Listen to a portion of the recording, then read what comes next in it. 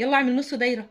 اعمل خط مستقيم من اليمين للشمال، اعمل خط مستقيم من الشمال لليمين، اعمل خط مستقيم من فوق لتحت، اعمل خط مستقيم من تحت لفوق. السلام عليكم ورحمة الله وبركاته. النهاردة بإذن الله هنتعلم مع بعض خطوط الكتابة. عشان الطفل يتعلم يكتب لازم يتعلم الأول يعمل خطوط معينة. الخطوط المعينة دي هي اللي هتساعده على الكتابة، لأن الكتابة عبارة عن إيه؟ عبارة عن خطوط، بنعمل خطوط بنكون بيها كلمة، صح؟ كل الكتابة سواء إنجليزي أو عربي بنرسم أشكال، بنرسم خطوط أو أشكال بنرسمها بتكون لنا حرف، وحرف مع حرف بنكون كلمة، سواء بقى خط مستقيم، خط يمين، خط شمال، دائرة، نصف دائرة. المهم ان لازم الطفل يتعلم يعمل خطوط معينة قبل ما يبدأ نقول له اكتب حرف كامل. طيب عايزين نعرف مع بعض ايه الخطوط دي او الخطوط دي. الخط معانا هو الخط المستقيم. لازم الطفل يتعلم يعمل خط مستقيم، يمسك القلم ويكتب خط مستقيم. طيب خط مستقيم منين؟ خط مستقيم من اليمين للشمال، وخط مستقيم من الشمال لليمين. لازم يتعلم بالاتجاه، وبعد كده يتعلم يعمل دائرة، يرسم دائرة، يتعلم يكتب أو يرسم نصف دائرة، يفضل يكتب نصف دائرة لحد ما يتعلم إنه تقولي له اكتب نصف دائرة أو اكتب نص دايرة يكتبها نص دايرة. يلا اعمل نص دايرة.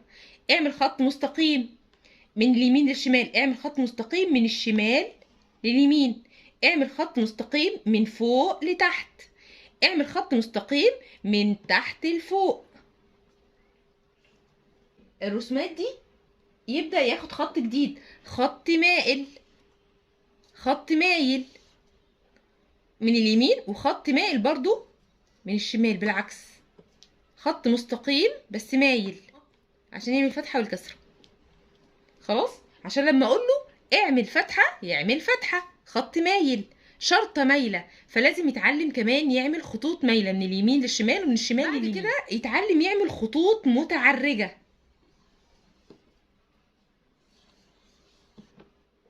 برضو من الشمال، من اليمين للشمال، من الشمال لليمين. شايفين كل الكلمات، كل الخطوط اللي هو بيتعلمها دي هتكون له بعد كده كلمات، هيدمج خطوط معينة مع بعض هتكون له حرف، والحرف هيكون له كلمة، حرف مع حرف هيكون. يتعلم يكتب خط مستقيم من فوق لتحت ومن تحت لفوق، خط مستقيم بالعرض من اليمين للشمال ومن الشمال لليمين. لازم يتعلم يعمل نصف دائرة، ولازم يتعلم يعمل دائرة كاملة، لازم يتعلم يعمل خط مائل وخط يمين وشمال، ولازم يتعلم يعمل الخطوط المتعرجة، خط متعرج. لان احنا هنلاقي كل الحروف العربي والانجليزي بتتكون من الخطوط دي. لو تعلمناها وعملناها كويس هنبدأ بعدها ان الطفل يكتب الحروف بشكل سهل. طيب انا عشان الطفل يكتب كويس لازم يتعلم كتابة الحرف بالاتجاه بتاعه. العربية يعني ما ينفعش ان هو يكتب من الشمال لليمين، لا لازم يكتب من اليمين للشمال. ما ينفعش عشان يعمل الهمزة يكتبها كده، لا لازم يتعلم انه هيبدأ من اليمين ويعمل نصف دائرة من اليمين وشرطة. لازم كل لغة يتعلم حروفها بالطريقة بتاعتها، العربي يكتبه من اليمين والانجليزي يكتبه من الشمال. الخطوط دي كويس قوي وبدأ يعرف يكتبها. اول ما تقولي له اكتب الحرف او تعرفيه الحرف بيتكتب الخطوط بتاعته عاملة ازاي، يبقى اول ما بوصل عند مرحلة الكتابة عند الاطفال وهم لسه صغيرين في التأسيس، اول حاجة بعلمهم الاول الخطوط والرسومات اللي هيرسموا بيها الحرف، وبعد كده اوريهم الحرف بيتكتب ازاي وهم يبقوا خلاص عندهم درايه بالحرف بيتكتب ازاي ويبداوا يكتبوه. اما اجي اقول له يلا حرف الالف بنكتبه ازاي، خط مستقيم من فوق لتحت، ما ينفعش يبقى من تحت لفوق. وبعدين ده حرف الالف، طب والهمزه بتتكتب ازاي؟ بتتكتب نصف دائره، الاتنين قد بعض اهو، نصف دائره بالظبط، وليها شرطه، شرطه صغيره. وبكده يبقى هو اتعلم الخطوط دي كويس قوي، وهيبقى الموضوع سهل عليه. لكن لو هو مش متعلم الخطوط المستقيمه، هتقولي له اكتب الف مثلا، ممكن بقى يعملوا كده يعملوا كده، يكتبوا من فوق لتحت.